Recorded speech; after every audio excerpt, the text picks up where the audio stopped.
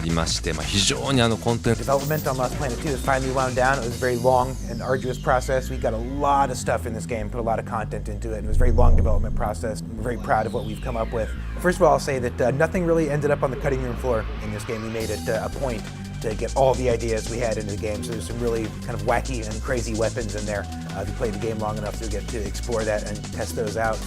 Needless to say, we had to spend a lot of time on balance to make sure that everything made sense in the context of the game. We think we did a pretty good job of that. 今回ご用意 So Map Pack 1 contains 2 maps, both of which share an aquatic or nautical theme. One of which takes place entirely underwater. This one involves a giant tower that's underwater, and it's a very vertically oriented map and involves going up and down the tower.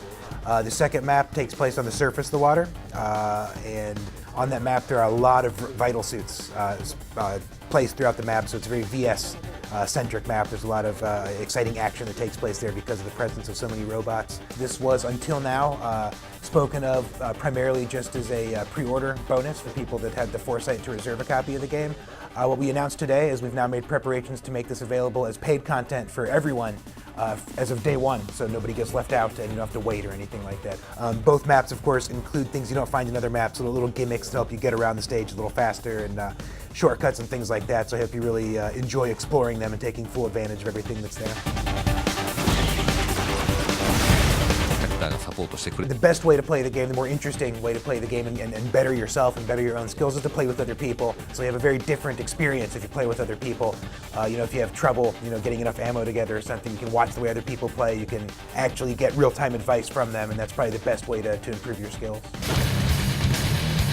As you may guess, by virtue of the map pack being called Map Pack 1, you can naturally expect there to be 2 and perhaps 3 and everything beyond that. We do want to say that it won't just be maps. We're looking at coming up with all sorts of interesting DLC for the game. The game is a very deep customization system, so there could be costume parts and things like that made available.